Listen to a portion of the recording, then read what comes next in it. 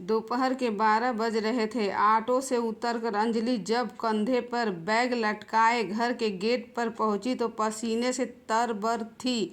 Bag में सब्जी के साथ साथ हाथ में दवाइयों का पर्चा भी था। जैसे ही उसने डोल बेल बजाई, दरवाजा सुमित्रा जी ने खोला और ताना मारते हुए बोली, अरे इतनी देर कहाँ लगा दी? कब से इंतजार कर रही हूँ, फोन भी नहीं किया। अंजलि ने कंधे पर से बैग उतारकर टेबल पर रखा, बोली, मम्मी जी हॉस्पिटल में तो समय लगता ही है, और फिर आज तो वहाँ बहुत लंबी लाइन थी। डॉक्टर ने ब्लड टेस्ट करने के लिए बोला तो वो करवा आई। सुमित्रा ने तपाक से कहा, अच्छा, मुझे समझाने की ज़रूरत नहीं है। घर के लिए सब्जियां वगैरह तो ले आई है ना, या फिर अब दोबारा जाएगी? अंजलि, मम्मी जी इस बैग में सब्जियां ही तो है। सुमित्रा जी ने मुंह बनाकर कहने, ठीक है तो फिर जल्दी से रसोई में जाओ, खाने की तैयारी कर दे। अभी तक वो लोग सो ही रहे हैं, उठकर आ जाएंगे तो खाने के लिए बोलेंगे। अंजलि चुपचाप बैग में से सब्जियां निकालकर रसोई में ले गई। तभी पीछे से सुमित्रा जी रसोई में आई और कुछ सब्जियों को अलग रखकर बोली, बाकी सब्जियां फ्रिज में रख दे।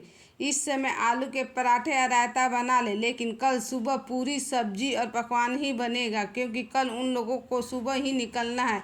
इसलिए सारी तैयारी रात को करके ही सोना। सुमित्रा जी तो रसोई से चली गई, लेकिन वहाँ पर इस समय अंजलि का पति आयुष आया और उसको देखते ही बोला, अरे तुम आ गई, लेकिन यहाँ क्या कर रही हो? जाकर कमरे में आराम क्यों नहीं करती? यह सुनकर अंजलि के हाथ वहीं रुक गए और वो बोली, इस घर में मेरी पड़ी ही किसको है? सबको अपना काम समय पे चाहिए। इस घर में सबके लिए एक इंसान काम ही करता है और बाकी किसी को किसी की चिंता नहीं है। अस्पताल से आई हूँ मगर किसी ने मेरी तबीयत तक नहीं पूछी, लेकिन काम ढेर सारा बता दिया। यह सुनकर आयुष समझ गया और वह तुरंत अपनी माँ के पास गया।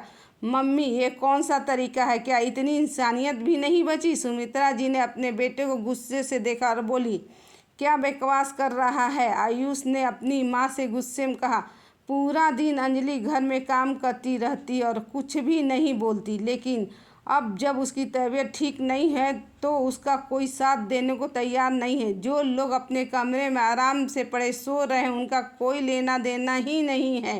यह सुनकर सुमित्रा जी जोर से चिल्लाई, कैसी बात कर रहा आयुष? वो तेरा भाई है। अरे यहाँ पर 3-4 दिन के लिए तो आते हैं। कल रात इतना थक गए थे, इसी वजह से अब तक सो रहे हैं। अंजलि बड़ी बहू है, इतनी उम्मीद तो उससे पूरी करनी ही होगी। यह सुनकर तो आयुष को अपनी माँ पर बहुत गुस्सा आया। बड़ी बहू है तो क्या उसको इंसान समझना बंद कर दोगी?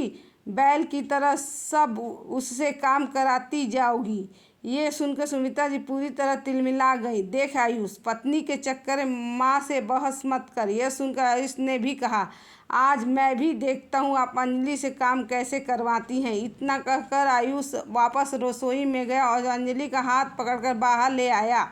अपनी माँ के सामने खड़ा करके उसने अंजलि से कहा, अंजलि चुपचाप अपने कमरे में जाओ, अब तुम कोई काम नहीं करोगी। जो लोग यहाँ आए हैं उनकी भी जिम्मेदारी है। तुम पहले अपनी सेहत का ख्याल रखो। सुमित्रा जी यह देखकर अपने बेटे को घूरने लगी। जैसे ही आयुष अंजू को कमरे में लेकर जाने लगा तो सुमित्रा जी ने पीछे से दहाड़ कर कहा, जब अंकित और नेहा आते हैं तब इसका यही ड्रामा शुरू हो जाता है। अरे ये क्यों नहीं कहती कि अपनी देवरानी का आना पसंद नहीं है? घर में 3-4 दिन के लिए मेहमान ही तो होते हैं, इसमें भी इसको तकलीफ होने लगती है। यह सुनकर आयुष अपनी माँ को गुस्से से देखकर बोला, क्या कहा माँ आपने? मेहमान? वह घर में मेहमान है क्या? सुमित्रा जी बोली, और नहीं तो क्या, मेहमान ही तो हैं। 4 दिन के लिए आते हैं और चले जाते हैं। आयुष यह सुनकर गुस्से से भर गया, अंजलि को पकड़कर कमरे में ले गया। दोनों चले गए। सुमित्रा जी देखती रह गई।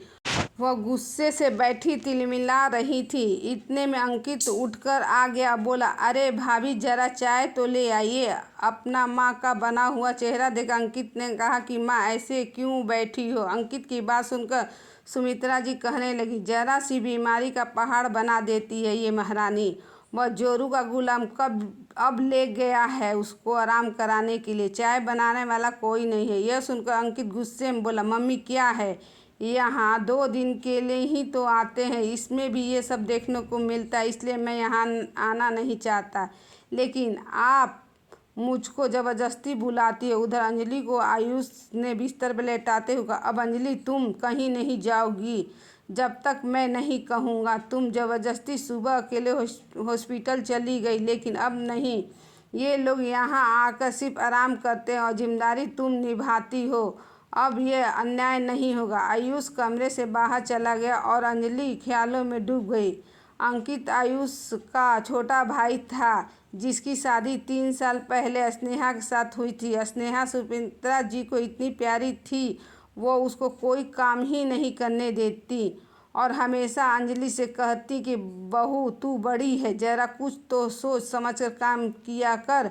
एक बार अंजलि ने अपनी सास से कहा था कि मम्मी जी, सारा दिन काम करते करते मैं भी थक जाती हूँ और उम्मीद करती हूँ कि स्नेहा काम में मेरी थोड़ी सी मदद करवा दे, मगर वह तो अपने कमरे से बाहर ही नहीं निकलती। उस समय सुमित्रा जी ने अंजलि को आंख दिखाकर कहा था, अरे तो क्या हुआ, शादी को वक्त ही कितना हुआ है, तू तो बड़ी है, ज़रा सारा काम खुद कर लेगी तो क्या हो जाएगा। अरे मैंने भी अपनी देवरानियों को बड़ा दुलार किया है। यह सुनकर अंजलि ने कहा कि मम्मी जी, ताली एक हाथ से नहीं बजती, दुलार तो मैं भी कर दूंगी, मगर मुझे सामने वाले से भी तो मान सम्मान चाहिए। यह सुनकर सुमित्रा जी गुस्से में तमतमा गई थी। स्नेहा ने ये बातें सुन ली थी और अपनी सास के कान भरना शुरू कर दिया था। उसके बाद स्नेहा अंकित से अपना ट्रांसफ़र करवाने को कहा और तभी से वो 1 हफ्ते के लिए रहने आते हैं और मेहमानों की तरह वापस चले जाते हैं। ना तो स्नेहा अंजलि के साथ कोई मदद करती और ना ही सुमित्रा जी अंजलि की परेशानी समझती। सुमित्रा जी अपने छोटे बेटे को इतना प्यार करती हैं कि उन्होंने अपनी छोटी बहू को भी सिर पर चढ़ा रखा है और इसी का खमियाजा अंजलि को भुगतना पड़ रहा था। अंजलि बस इन्हीं ख्यालों में थी और आयुष ने बाहर जाकर अपनी माँ से कहा, मम्मी मैंने खाना ऑर्डर कर दिया है, आप उठकर चाय बना दो। यह सुनकर सुमित्रा जी बुरी तरह से गुस्से से अपने बेटे को देखने लगी। वाह मेरे लाल, इसके नाटक में तू भी शामिल हो गया। मुझे पता है कि स्नेहा को देखकर इससे जलन होती है, जरा से बीमारी का इतना बड़ा ड्रामा बना दिया। अरे तुझे तो बेवकूफ़ बना देगी, लेकिन मुझको नहीं। मैं 40 साल से इस घर की रसोई संभाल रही हूँ, मुझे अच्छी तरह पता है कि क्या चल रहा है। नखरे वाली है।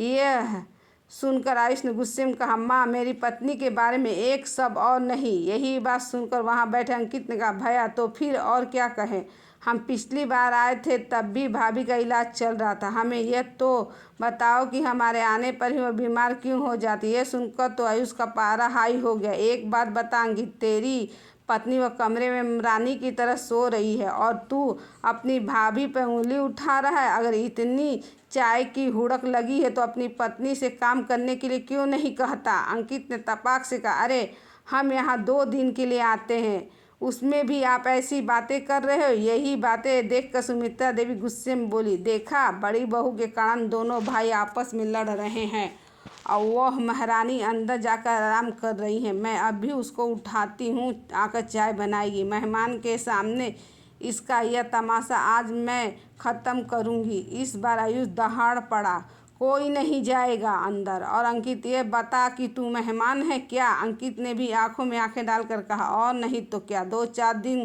को ही तो आते हैं। इस बार आयुष ने तपाक से, ठीक है तो फिर मुझे याद रखना, अगर अब तुम मेहमान हो तो मेहमान बनकर ही रहना, पानी तक खुद मांग कर पीना। यह कहकर आयुष कमरे में वापस चला गया। यह सब देखकर सुमित्रा जी रोने लगी। हाय रे, ये क्या दिन देखना पड़ रहा है। दोनों भाइयों में फूट डालकर महारानी वहाँ आराम कर रही। अंकित चुपचाप बैठा अखबार पढ़ने लगा। तभी स्नेहा उठकर आई और कहने लगी, अंकित तुमने चाय पी ली क्या। मैं जब तक चाय नहीं पीऊँगी मेरी आंखें नहीं खुलेगी। तभी सुमित्रा जी ने कहा, छोटी बहू तू ऐसा कर, थोड़ी चाय बना ले, अंकित को और मुझे भी दे देना। इतना सुनते ही स्नेहा की नींद गायब हो गई। मम्मी जी मैं क्यों बनाऊंगी चाय। यह सुनकर अंकित बोल पड़ा, क्योंकि भाभी नहीं बना रही है, यही इज्जत है हमारी इस घर में। ये बात सुनते ही स्नेहा अपनी सासू माँ से बोली, मम्मी जी आज भाभी चाय क्यों नहीं बना रही हैं, रोज़ तो बनाती हैं। तभी आयुष वहाँ फ़ोन पर बात करते हुए आया और दरवाजे पर जाकर डिलीवरी बॉय से खाना लेकर अंदर जाते हुए बोला, तुम्हें शायद पता नहीं, लेकिन अंजलि की तबीयत ठीक नहीं है, वो आज ही सुबह हॉस्पिटल दिखा कर आई है। ये खाना रसोई में ले जाओ, प्लेट में लगा दो, साथ में चाय भी बना लेना, ये बात सुनकर अंकित गुस्से से आयुष से बोला, भैया आपकी हिम्मत कैसे हुई मेरी पत्नी से काम कहने की? करवाना है तो अपनी पत्नी से करवाइए। आयुष ने भी तपाक से गुस्से में कहा, मैं भी तुझे कब से ये समझाना चाहता हूँ कि काम करवाना है तो अपनी पत्नी से करवा। मेरी पत्नी पर जोर क्यों चला रहे हो? जैसी तुम्हारी पत्नी किसी का काम नहीं कर सकती तो मेरी पत्नी भी किसी का काम नहीं कर सकती। और पहले तुम ये डिसाइड करो कि तुम घर में मेहमान हो या कुछ और। ये सुनते ही सुमित्रा जी जोर से दहाड़ी, आयुष ये किस तरह का बात कर रहा है अपने छोटे भाई से? आयुष ने अपनी माँ से कहा कि बिल्कुल सही बात कर रहा हूँ। आप कब से कह रही हो कि ये लोग मेहमान हैं? मैं भी जानना चाहता हूँ कि ये मेरा भाई है या मेहमान। ये बात सुनकर सब लोग फटी आंखों से आयुष का चेहरा देखने लगे। उसी समय आयुष किसी से फ़ोन पर बात करने लगा। ज़मीन के पैसे कुछ बढ़ाने को तो कहो तो पहले वो 80 लाख दे रहा था। देख लो, बहुत मौके की ज़मीन है, मेरे परदादा के ज़माने की है। मुझे इसके लिए अच्छा सौदा ही चाहिए। आयुष की यह बात सुनकर अंकित और स्नेहा एक दूसरे का चेहरा देखने लगे। आयुष फ़ोन पर लाखों की बात कर रहा था और किसी ज़मीन की बात कर रहा था। साथ ही उसने यह भी कह दिया था कि यह परदादा के ज़माने की है। यह सुनते अंकित की आंखों में कुछ और ही नज़र आने लगा। जैसे ही आयुष ने फ़ोन काटा तो सुमित्रा जी आयुष से बोली, आयुष तू फ़ोन पर किस ज़मीन की बात कर रहा था? अब तो तेरे पिताजी की कोई ज़मीन नहीं बची है। यह सुनकर आयुष ने कहा, बची थी माँ, इसके बारे में मैं किसी को नहीं पता था। पिताजी ने उसके कागज़ मुझे दिए थे क्योंकि वह किसी के पास गिरवी थे और अब मैं उसको छुड़ा लिया है, बेचने का सोच रहा हूँ। अच्छे पैसे में सौदा जल्दी हो जाए। तभी अंकित ने तपाक से कहा, ये सब क्या है भैया? आपके पास ज़मीन है और आपने हमें कभी बताया भी नहीं। अरे भूल गए क्या? आपका एक भाई भी और हर चीज़ में बराबर का हिस्सेदार है। यह बात सुनकर गुस्से से तिलमिला गया। अरे काहे की हिस्सेदारी? तू हिस्सेदार कब से हो गया? तू तो मेहमान है, चाहे माँ से पूछ ले। ये बात सुनते ही सुमित्रा जी के चेहरे पे हवाइयाँ उड़ने लगी। अरे 2-4 दिन के लिए आने वाले मेहमान ही तो होते हैं, इसमें मैंने क्या गलत कह दिया? इसका मतलब ये तो नहीं कि तू भाई का हिस्सा हड़प लेगा। आयुष ने जोरदार आवाज़ में कहा, जो लोग घर में आकर मेहमान की तरह सोते रहते हैं, मेहमान की तरह उठते हैं, खाते हैं और चले जाते हैं, जिससे मैं कोई उम्मीद नहीं कर सकता, और जो मेरी पत्नी की तबीयत के बारे में पूछते नहीं बल्कि उनको यह सब नाटक लग रहा है, उनको अब काहे की हिस्सेदारी चाहिए? आयुष की यह बात सुनकर स्नेहा बीच में बोल पड़ी, भैया पैसा हड़पने के बहाने मत बनाइए। जो भाई का हिस्सा है वो तो भाई का ही रहेगा। आपकी इन बातों से कुछ नहीं होने वाला है। अगर आपने सही तरीके से हमारा हिस्सा नहीं दिया तो फिर हमको वकील के पास जाना पड़ेगा। ये बात सुनकर सुमित्रा जी फटी आंखों से स्नेहा को देखने लगी। अंकित भी जल्दी से कहा, हाँ भैया, स्नेहा बिल्कुल ठीक कह रही है, मैं अपना हिस्सा नहीं छोड़ सकता। आखिर वो सब हमारे पिताजी ने हमारे लिए किया है। उसने जोर से गुस्से में कहा, पिताजी ने तो ज़मीन गिरवी रख दी थी और उसको मैंने छुड़ाया है, तो फिर ये मेरी हुई ना। तुम लोग बीच में कहाँ से आ गए? अगर तुम्हारे सामने फ़ोन आ गया तो इसका मतलब ये नहीं कि तुम मुझ पर टूट पड़ोगे। तुम्हारा उस ज़मीन में कोई वास्ता नहीं है। यह बात सुनकर स्नेहा अंकित एक साथ बोले, ऐसे कैसे नहीं है? हमें कैसे पता चलेगा कि आप सच बोल रहे हो कि आपने ज़मीन को छुड़वाया है? भैया आप बड़े होने का फ़ायदा मत उठाओ। अब हम यहाँ से अपना हिस्सा लेकर ही जाएंगे। ये बात सुनकर आयुष ने कहा, ठीक है, अगर हिस्से की बात है तो फिर बात जिम्मेदारी की भी कर लो। स्नेहा तुम जाकर रसोई में चाय बनाओ और खाना निकाल कर सबके लिए प्लेट में लगा दो। मैं अंजलि का खाना कमरे में ले जाऊंगा। कुछ दिन तुम भी बहू की जिम्मेदारी निभाओ, फिर मैं भी ज़मीन के बारे में सोचूंगा। आयुष की बात सुनकर अंकित ने स्नेहा को इशारा किया और स्नेहा चुपचाप रसोई में चाय बनाने चली गई। सुमित्रा जी सोफे पर बैठकर माथे पे हाथ रखकर कहने लगी, ये क्या हो रहा है मेरे घर में? दोनों भाई किस तरह बंटवारा कर रहे हैं। अचानक यह सब क्या हो रहा है। इस सब की जिम्मेदार बड़ी बहू है सुमित्रा जी। यह कहकर तुरंत आयुष के कमरे में गई। अंजलि का हाथ पकड़ उसे उठाने लगी। बहू तू तो यहाँ पड़ी सो रही है, वहाँ घर में हंगामा हो रहा है। अरे तूने मेरे बेटे पर ऐसा कौन सा जादू कर दिया है जो किसी की नहीं सुन रहा है। ऊपर से ज़मीन के पैसे भी अकेले हड़पना चाहता है। ये बातें सुनकर अंजलि फटी आंखों से अपनी सास को देखने लगी। तभी वहाँ पर आयुष आया। अपनी माँ से बोला, माँ अंजलि का हाथ छोड़ दीजिए। क्योंकि जब वह अस्पताल से आई थी तो आपने एक बार भी उसकी तबीयत के बारे में नहीं पूछा। ये नहीं पूछा कि डॉक्टर ने क्या कहा।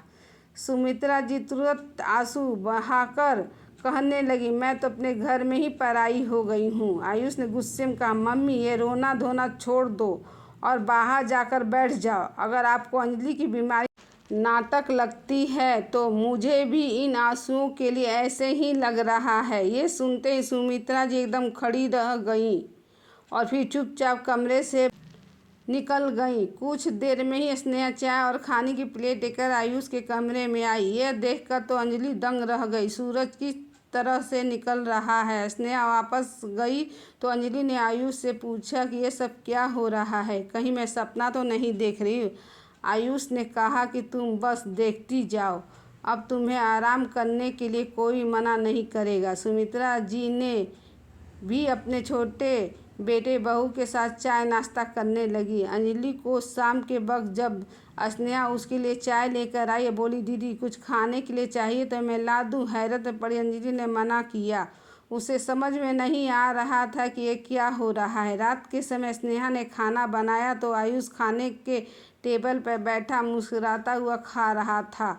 वह अंजलि को भी वहीं ले आया था और वो भी देखकर हैरान हो रही थी। गरम गरम रोटियां आ रही थी। आज स्नेहा को गर्मी भी नहीं लग रही थी। उसने अपनी सास की तरफ देखा तो अंजलि से नज़र नहीं मिला पाई।